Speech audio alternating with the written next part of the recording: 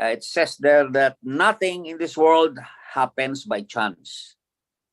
Nothing in this world happens by chance. It is always by choice, and by intentions. So if it is your choice, try our alternative medicine. The next slide is said by the World Medical Association in Helsinki, the Helsinki Medical Declaration of 2013, no? Where it says that in the treatment of a patient where proven interventions do not exist or other known interventions have been ineffective, the physician, with informed consent from the patient or a legally authorized representative, may use an unproven intervention if, in the physician's judgment, it offers hope of saving lives. Number two, it restores health and it relieves suffering. And truly, my brothers and sisters, in my personal experience, and also in the experience of my patients and my friends whom I have treated and recommended the use of alternative medicine, the stem cell alternative medicine is or has been effective. Okay. Next slide. Now, these are the sources of stem cells. No, the stem cells can be used by our heart muscles, our heart. If we have heart diseases, number one cause of death and morbidity is heart disease. No, so the stem cells can help, etc. There are plenty of other resources of stem cells here in this picture. Okay, we will discuss each of them later. So next slide. Okay, so stem cells are the future of medicine, many are saying, and it has proven its worth. It can help improve our health, if not restore human health. It can alleviate our sufferings from our human diseases. Okay, next slide. The discovery of stem cell is a medicine or a medical science breakthrough. Medical science breakthrough because of the unlimited possibilities of treatment and its miraculous abilities.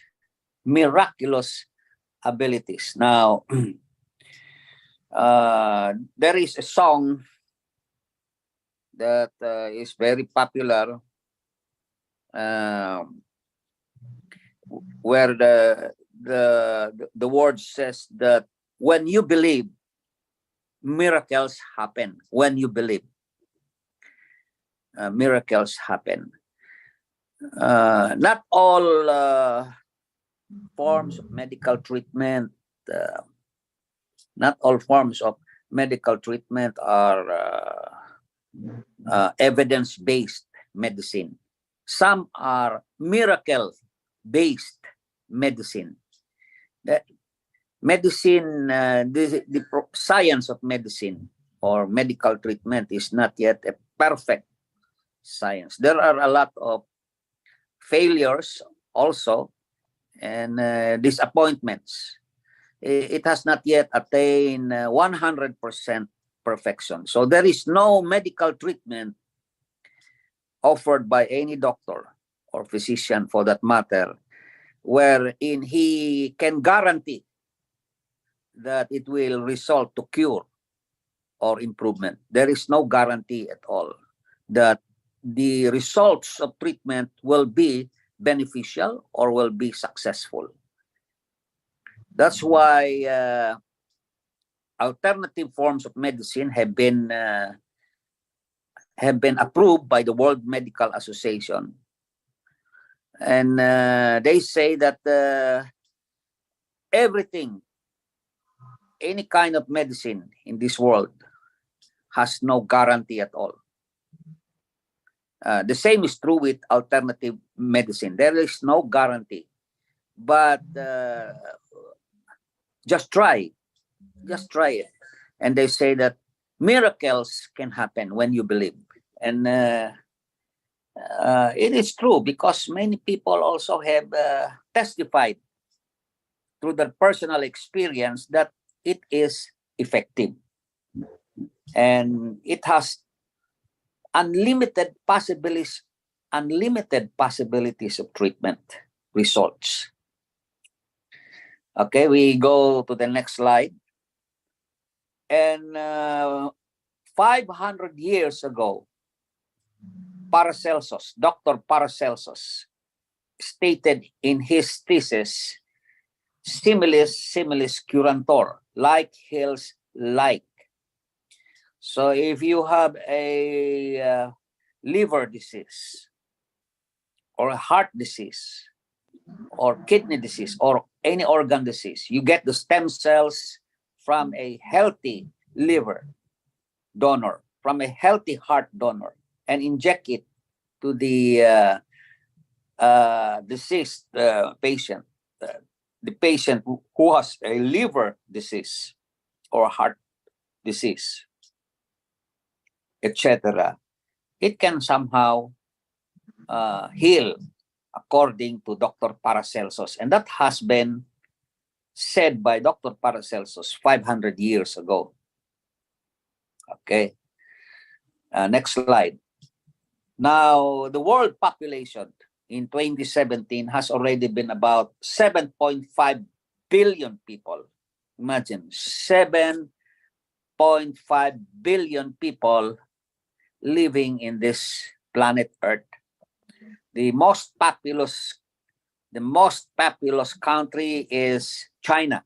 China has about 1.5 billion people. And India, the second, has about 1.3 billion people. The Philippines has about 110 million people. So compare the Philippines to China, tayo 110 million, ang China is 1.5 billion people. So napakadaming tao sa China. And it says that more than 50% of the world's population suffer from these diseases. And 3 out of 4 of these diseases, in these patients, in these people, they die. They die. Now, what are these 4 diseases that are common? We have, according to the World Health Organization report, we have heart diseases. Heart disease, which is number 1.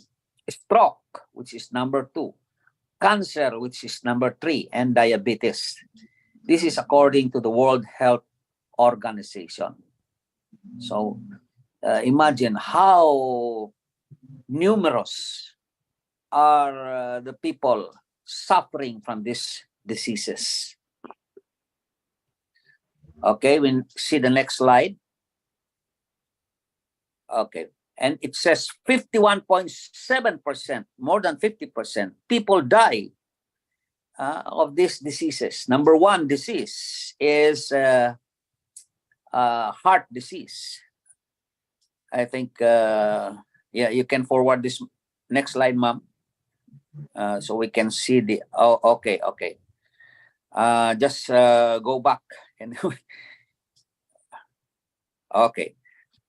Number 1 is heart disease. They say that 18 million people die of heart disease globally. Oh, imagine that, annually, 18 million people die of heart disease. And stroke. They also say 15 million people die of stroke globally, annually. So, and that is true, no? Even here in our beloved Philippines, napakadami ng mga tao na mayroong sakit sa puso. Especially yung mga tao na mayroong broken heart. They say broken-hearted. Broken-hearted.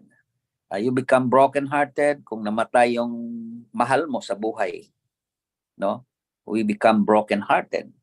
Heart disease, cardiovascular diseases, number 1 cause of death. Number 2 is stroke. Okay.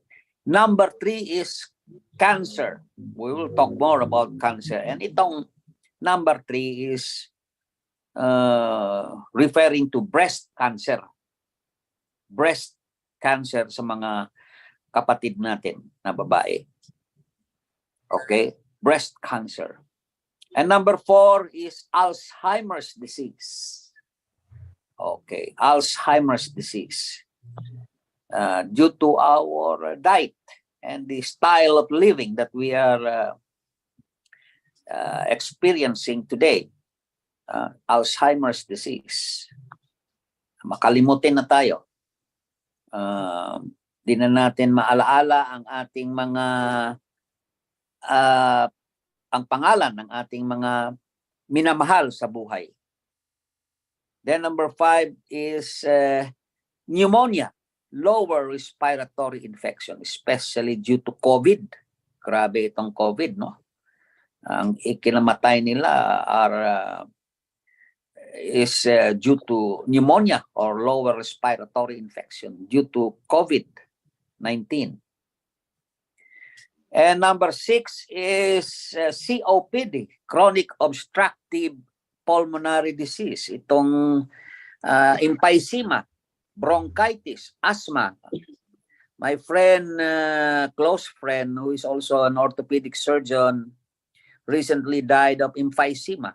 No? Kasi lagi siyang naninigarilyo. He always smokes about 3 packs a day. Imagine what a big amount of money in 1 year kung ikaw ay nakakaubos ng 3 packs of cigarettes every day.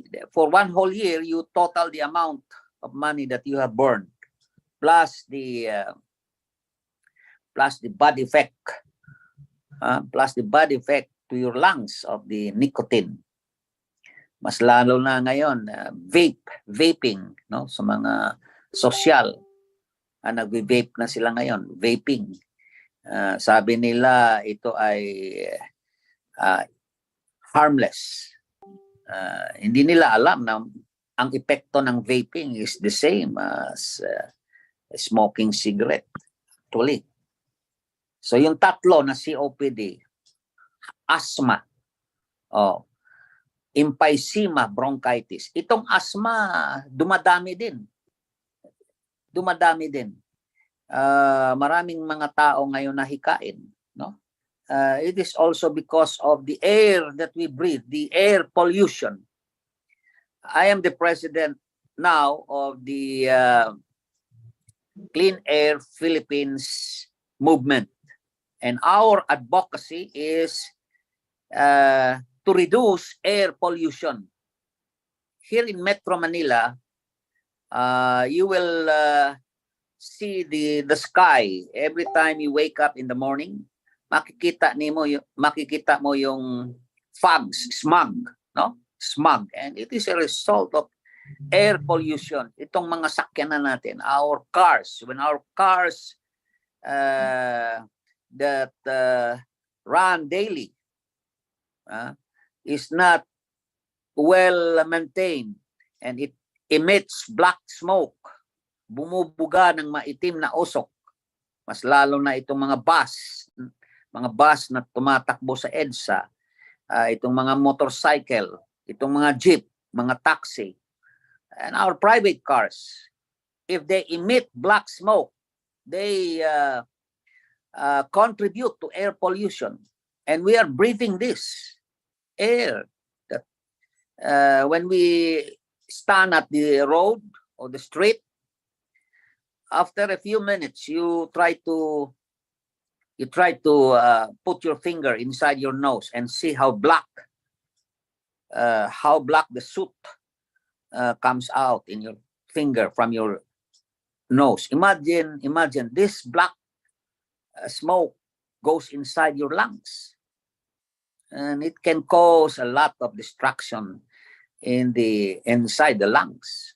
No, so we can also help reduce air pollution by seeing to it that our private cars are properly maintained, na hindi bumubuga ng usok.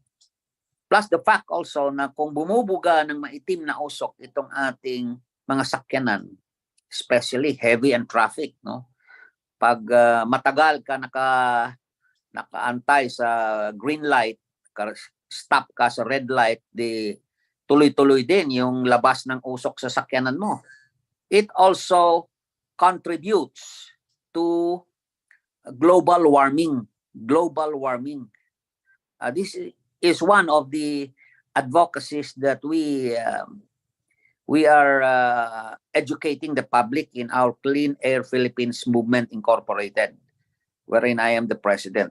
Itong global warming is health security risk, no? Halimbawa, tumaas na yung temperature ng buong mundo. Pag tumaas ng madagdagan ng 2 degrees centigrade yan, 2 degrees centigrade, which I hope will not reach that level of heat. Yung ating ocean, yung dagat natin, at saka yung ating rivers, umiinit. Yung water volume tumataas. So umaapaw ngayon yung tubig dahil mainit eh. Aapaw ngayon yung tubig. Konting ulan lang, aapaw ngayon yung tubig sa dagat at saka sa ilog. Lately, last year dito sa Iligan, yung lugar namin na wipe out yung mga bahay na malapit doon sa ilog, no? Kasi dahil sa continuous ulan, continuous rain, the water level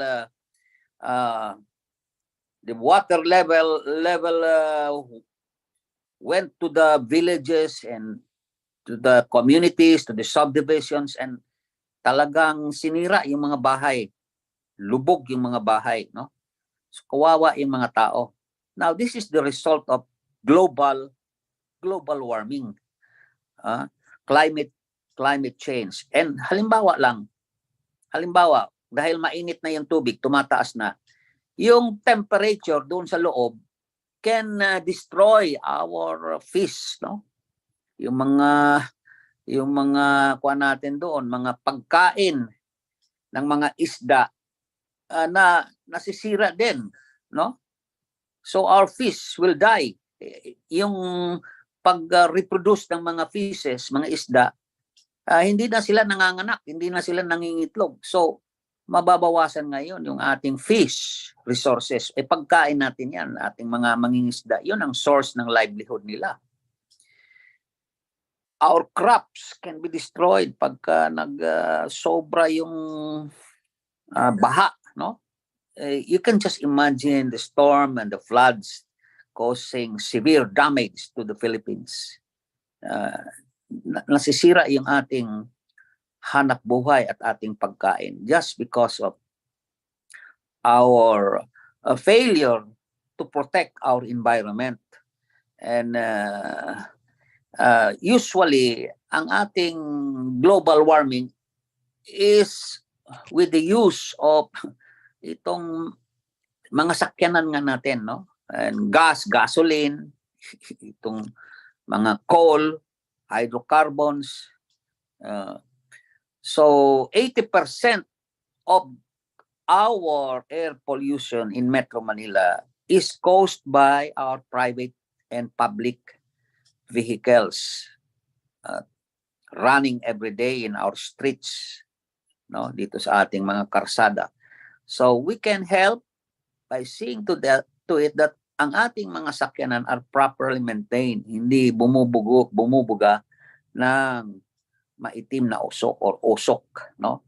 So we can reduce air pollution, which causes a lot of asthma, hika, lung diseases, cancer, cardiopulmonary diseases, stroke. Maraming sakit ang nagiging consequence ng air pollution aside from COPD. Then number 7, no, colon cancer. Kagabi, I was listening to the medical talk at CNN, hosted by Dr. Freddy Gomez, and the executive director of the Philippine Cancer Society and the chairman of the Cancer Commission of the Philippine College of Surgeons were the guests in that TV show hosted by Dr. Freddy Gomez, and they were talking about cancer. Ang number 1 cancer sa Pilipinas is breast cancer, no, among women. Pangalawa, lung cancer naman sa mga lalaki.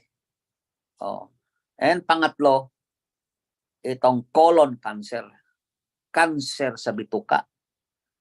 Imagine that. Grabe itong cancer na ito, and it can be reduced or it can be eliminated by our healthy lifestyle, no?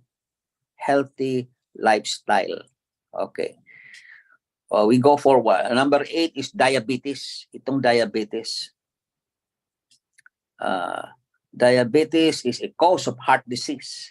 It is a cause of stroke. It is a cause of kidney failure. It is a cause of blindness.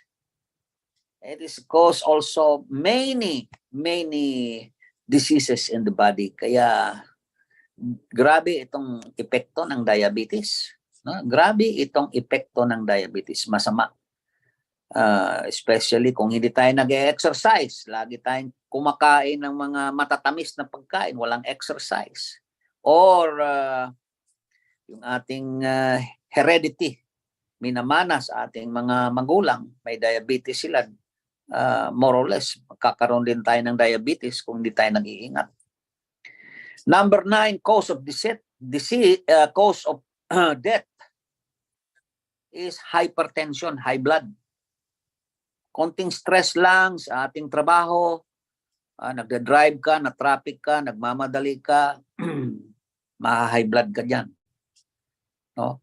Wala kang exercise, lagi ka lang nakaupo, magkakaroon ka ng high blood. You have to monitor your blood pressure every day because high blood hypertension is a cause of heart disease and stroke, no? And even kidney failure. Okay. Number 10 is nice. Kwento na natin tong breast cancer, no? Okay. Next slide, please. Okay. In 2020, sinasabi dito na there were about 27,200 new cases of breast cancer in the Philippines. Ito ang statistics natin. And the leading cause of cancer death in the Philippines ngayon is breast cancer. Number 1 yan. Okay? Sa ating mga kapatid na babae.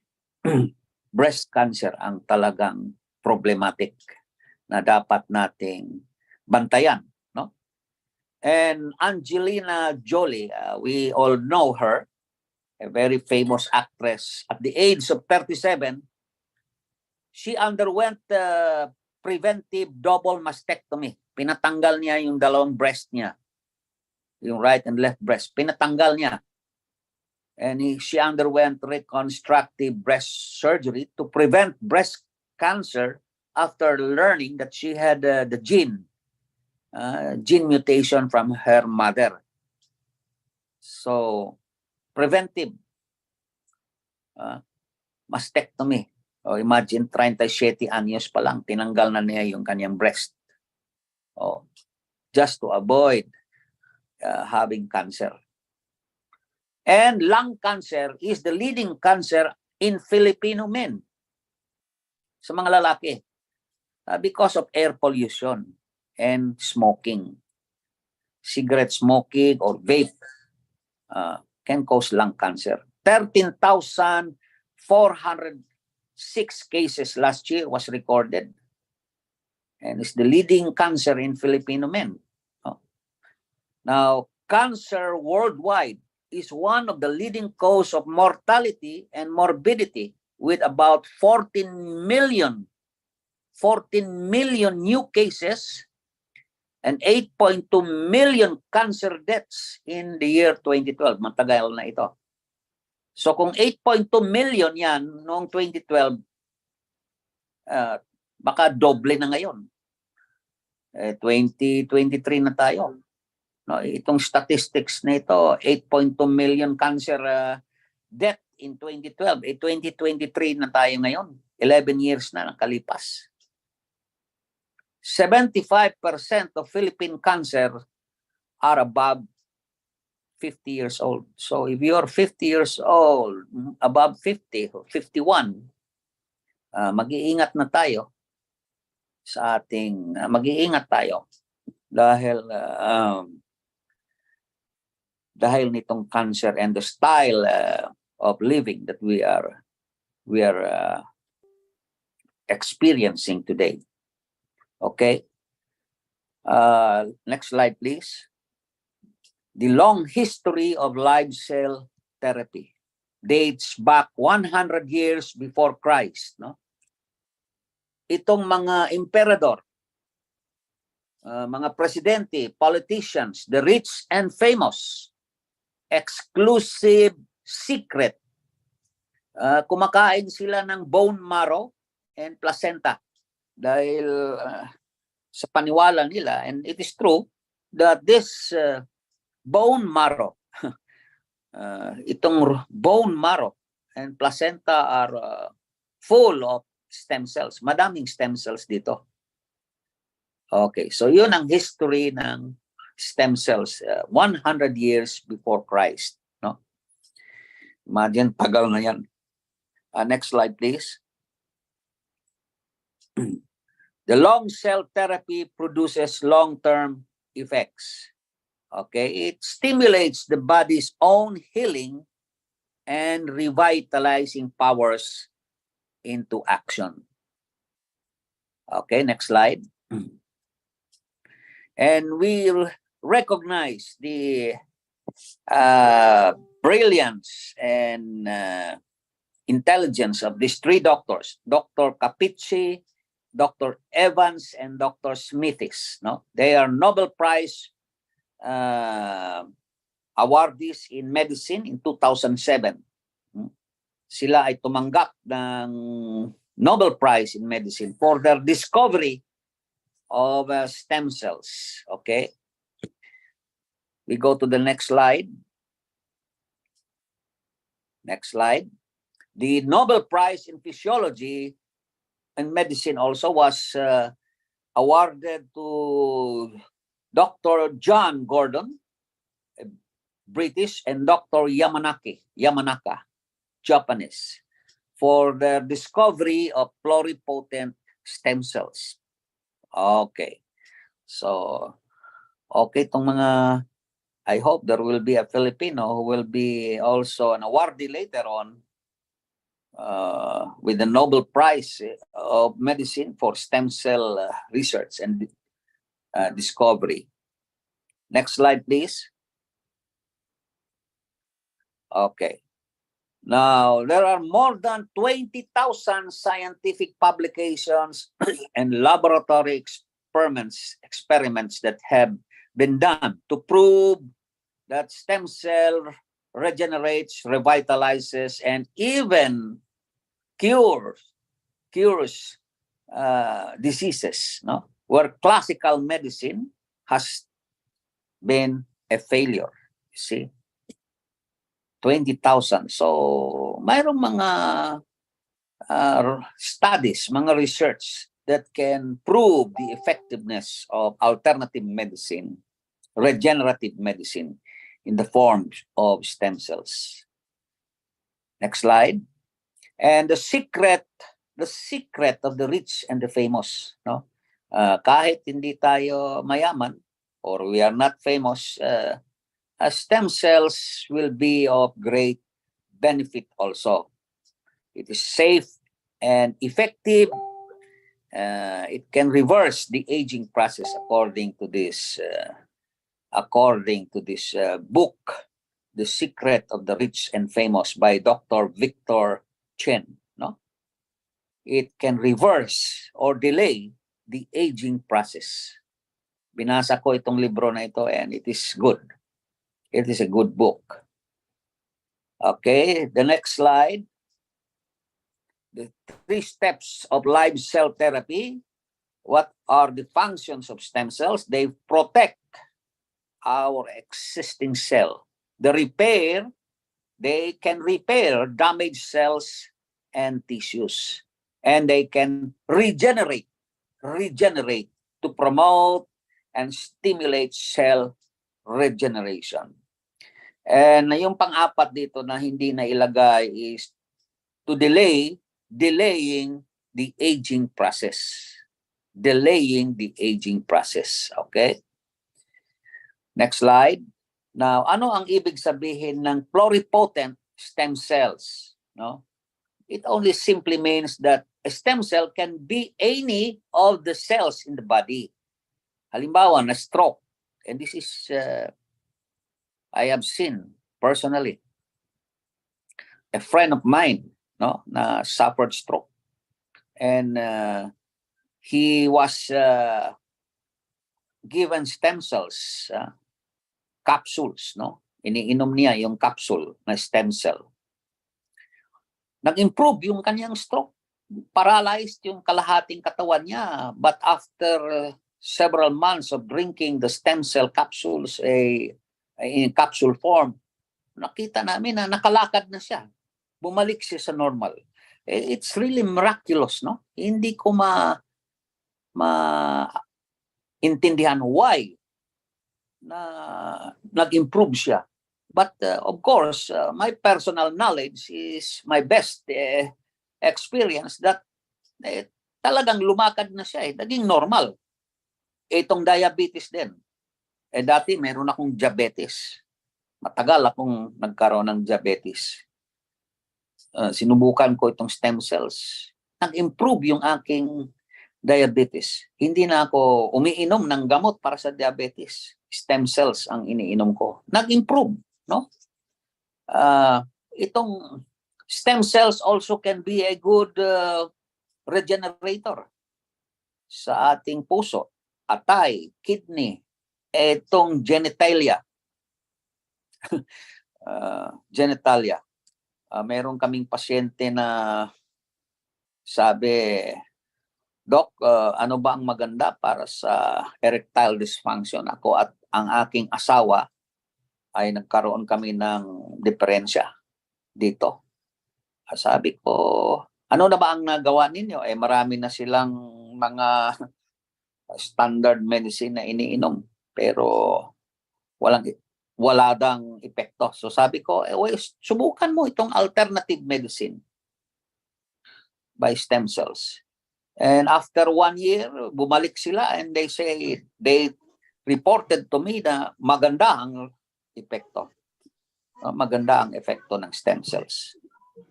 Okay, so those are the good testimonies na nadinig ko. Wala naman akong nadinig na masamang komplikasyon or epekto sa mga stem cells. So far, hindi ko pa nadinig yung mga masamang or bad or negative effects from stem cell administration.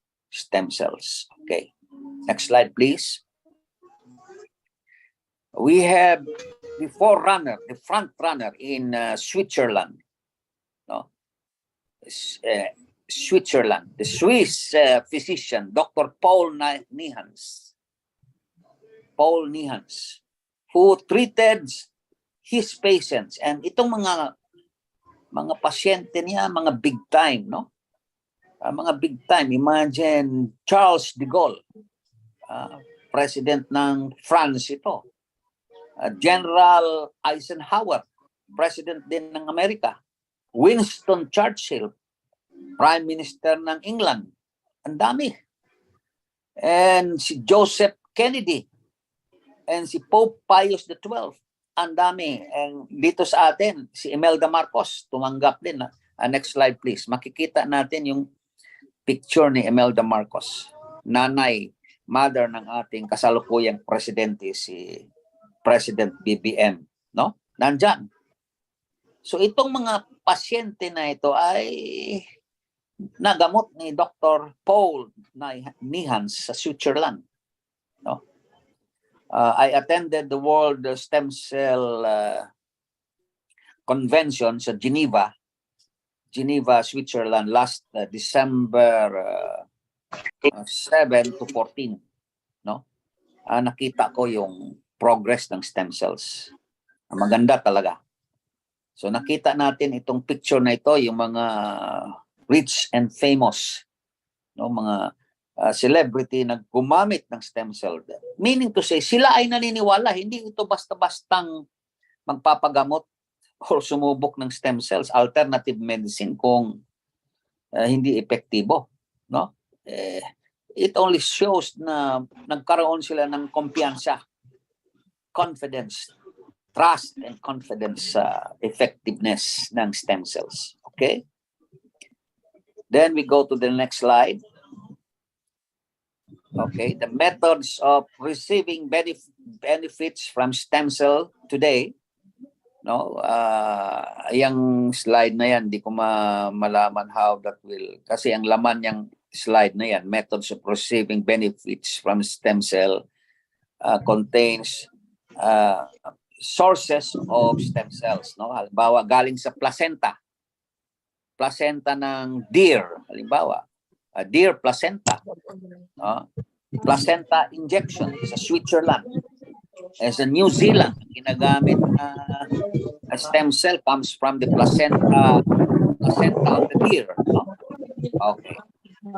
Then stem cell transplant from bone marrow, no? Galing sa bone marrow sa US, gumagamit sila ng bone marrow. And then umbilical cord stem cells, no? Yung stem cells ng galing sa umbilical cord ng mga bata bagong panganak, nilalagay sa blood banking, sa cord banking, and later on pag may sakit yung bata, no? Ginagamit yung stem cell galing sa kanyang umbilical cord. Galing sa bata mismo, and pag nagkasakit yung bata later on, halimbawa, the baby suffers from lymphoma o leukemia, later on, gagamitin yung stem cells galing sa kanyang sariling umbilical cord na nilagay sa bangko, blood bank. Okay. Ayun ang mga technology ngayon. Now, also for those who are vain, no, yung mga stem cells galing sa sariling placenta, nanganak sila, ay siyempre may inunan yan, kukunan ng stem cells yan, ilalagay sa bangko, placental bank, blood bank, and later on, ini-inject sa kanilang muka from their own placental stem cells, and nawawala yung kulubot sa mukha nila. Nagiging bata sila, no? Delaying the aging process. Kahit 70 anyos na, they still look 5 or 10 years younger pagka na bigyan sila ng injection from their own placenta or from placenta coming from the animals, no? Itong placenta from animals, pwede gamitin yan. Pwedeng gamitin for anti-aging or reversing the aging process. Then, of course, healthy lifestyle. Kailangan may healthy lifestyle. Okay. And yan ang mga sources ng stem cells, no? Okay. Next slide. Live cell technology. Okay. Next slide. Application of stem cell treatment. Yan, spinal cord injury. Maraming mga pasyente na nagkaroon ng spinal cord injury. Halimbawa, nahulog yung pasyente, nadulas, or nagkaroon ng vehicular accident and then nagkaroon ng injury dito sa spine, sa spinal column dito sa likod natin, na bali or nagkaroon ng dislocation yung spinal column, yung halimbawa yung vertebra, yung cervical vertebra, yung bone sa liig natin, naipit dahil nagkaroon ng fracture yung vertebra, yung bone, or nagkaroon ng dislocation, naipit yung spinal cord, paralyzed yung pasyente, quadriplegic ang tawag doon, pero nabigyan ng stem cells, gumaling. And kahit na-operahan na yan, no, na-operahan, pero hindi maganda ang resulta ng operasyon. Binigyan ng stem cells, mas lalong talagang gumaling yung pasyente, nakakalakad. Spinal cord injury yan. Stroke. Marami na akong pasyente nakita na gumaling sa stroke from stem cells. Diabetes. Autism. Parkinson's disease. Cancer. Lately, mayroon akong kaibigan na namatay. Pero her life was extended for 5 or 6 years. Kung hindi siya nabigyan ng stem cells, namatay na siya 5 years ago pa. Pero dahil sa stem cells, her life was extended for another 5 more years. And namatay din siya lately. Pero at least, quality of life, maganda naman ang quality of life niya. And it was extended for 5 more years, no? And then meron tayong rejuvenation, no? Rejuvenation, anti-aging. Yun ang epekto ng stem cells. Okay, next slide. And stem cells are utilized for leukemia. Malignant cancer ito. Itong leukemia, grabe. Yung chronic lymphocytic leukemia. Yan ang pinakamatinding klaseng leukemia. Chronic lymphocytic leukemia. Matindi yan. Lymphoma. Ginagamit itong stem cells. Proven na yan, no? Mayroon tayong mga research dyan, evidence-based medicine. Recognized na yan ng FDA, no? Food and Drug Administration, kahit sa Amerika. That it is a good treatment for leukemia and lymphoma. Okay. Next slide, please. Okay. Spinal cord injury, ito, no? So spinal cord injury. It has been shown that sa spinal cord injury talagang gumagaling yung pasyente. Gumagaling yung pasyente sa stem cells. Nung residente pa lang, when I was a resident in orthopedics, no?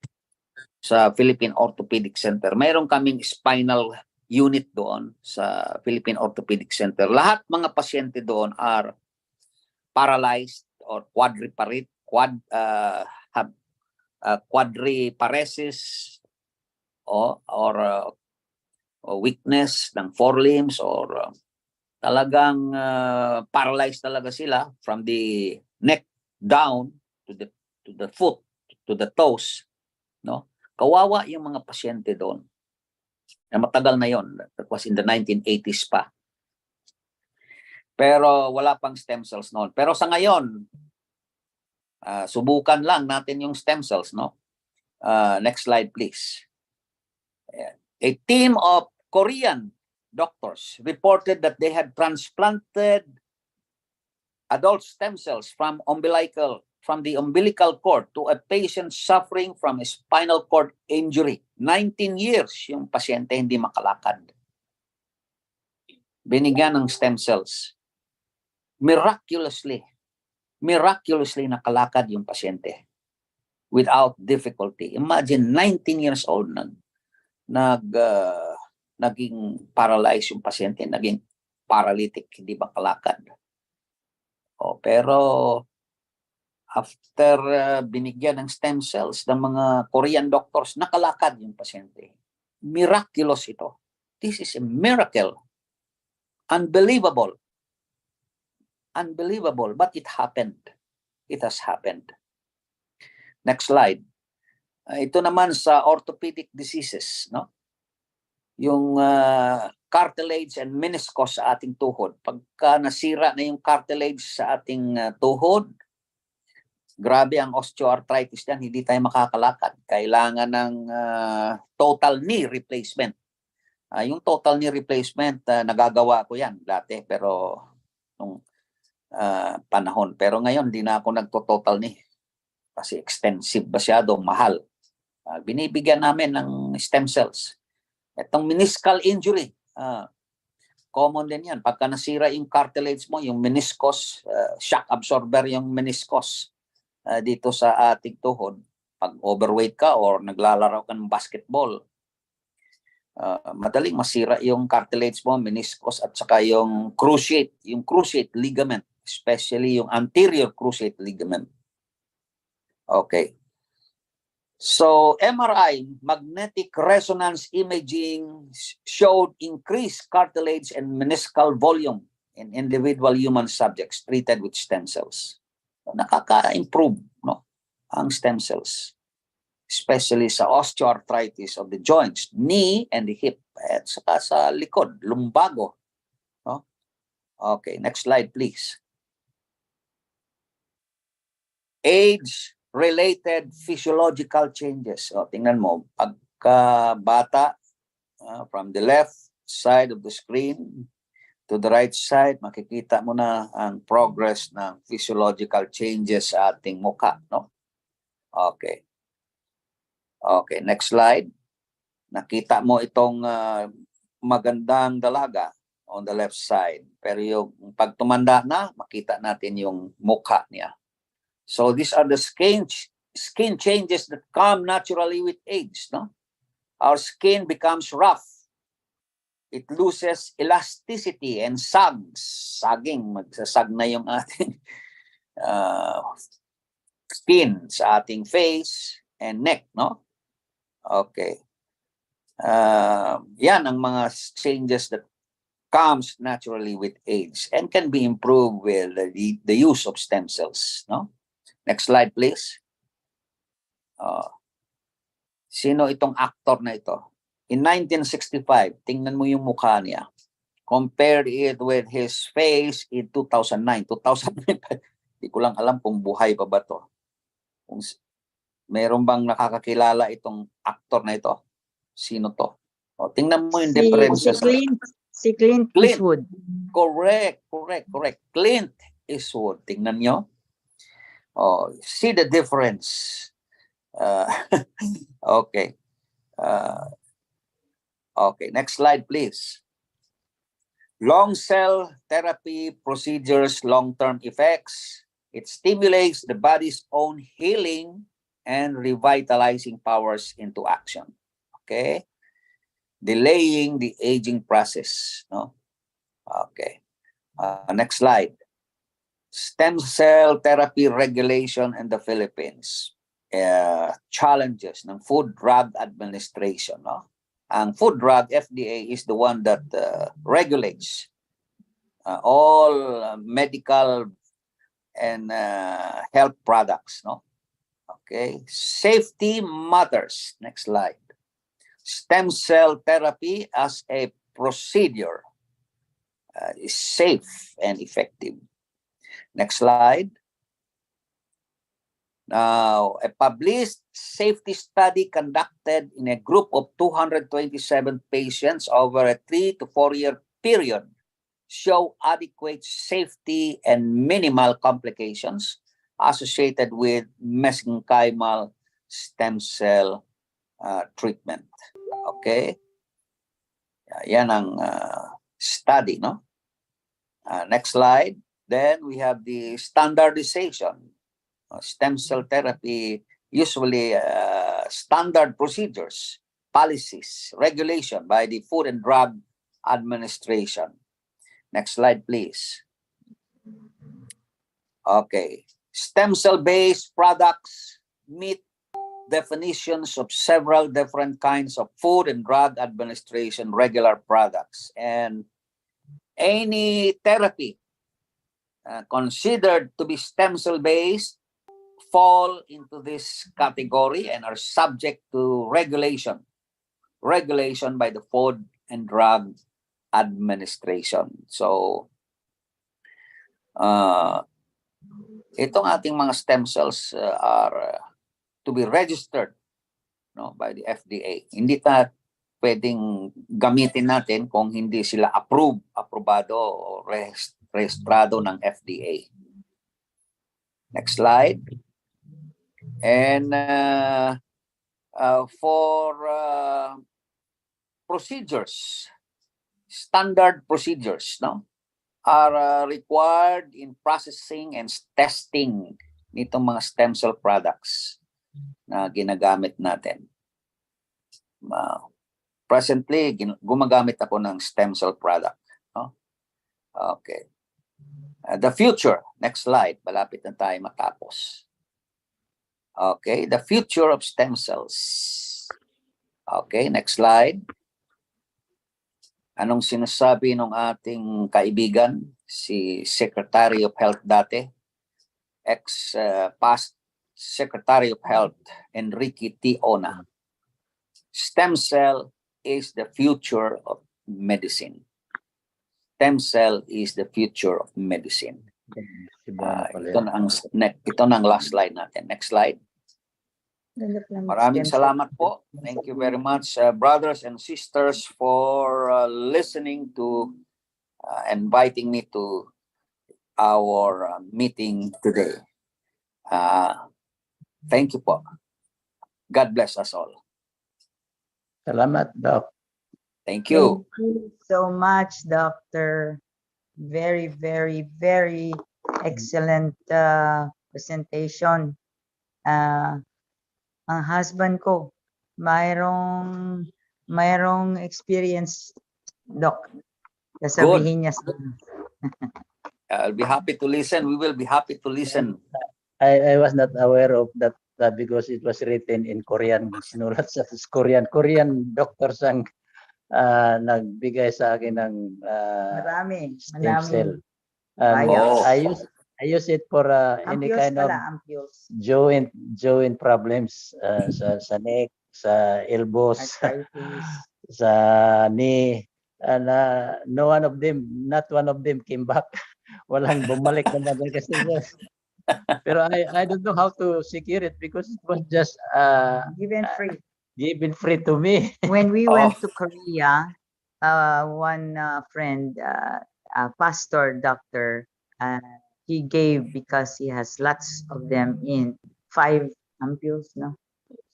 5 ampules and liquid form, you know. And even for, you said even for torn meniscus, And my son, when he suffered that, then we did not give him the stem cell. Sayang, sabi ko yung pala yun. I was able to give the other one, the third son, and he had I think torn ligaments. And, yung doctor son ninyo, yung si Dr. Osorio, yung junior mo. Hindi to yung junior. Yung nasa US po siya nag-aral na physician assistant. Yeah. Okay. Yung jigsaw ko wala na siyang complaint Nawala eh. So I think it is really effective. I was giving a sheet of paper in which I have to give the result of what I was doing, and so it was an excellent what we call So, experiment that I was able to submit to them what will be the effect of those stem cell. Stem cells. So I think I don't know how we can avail of this here in the Philippines. I'm sure the expense would be not affordable to so many of our Affordable low-income. na po ito, Dr. Osorio, affordable na. Yan, just call me. I know where we can avail of this stem cell. Okay. The stem cells that will be of great help to us. Just call me in my cell phone number. Just contact me. Okay, thank you so much. At least I have because right now I have during this lockdown I have not been doing anything. I did not go back to Zamis my practice there, but Yeah. I just had most of the patients that I have now are all online, so Yeah. I'm just sending them by online prescription. Just call me for stem cells where I will recommend you to someone Okay, thank you so much where for it that is available. Doctor, I just have a question. Is Yes, there a way? I encourage questions. I encourage questions. Let's go to our question and answer portion right now, ladies and gentlemen. We thank God there are 50 people who attended. Oh, teka muna. Sister Lorraine, mag-picture taking na tayo. Umalis na yung isa, 49 na lang. Picture taking muna, sir, para may remembrance tayo. Sige po. Taas ng ating attendance ngayon. So, thank you very much, everybody. Kahit na kanina lang ako, sir, nag-send ng invitation, natatakot ako sa Yes. Smile, Sister Lorraine. Let's see, where is the location? Let me see. Soy Bansuan. Okay. Okay. Ano muna tayo? Picture taking muna tayo. Mute muna tayo. Huwag muna tayo magsalita. Smile muna tayo. Tell us when you're ready, done. Okay.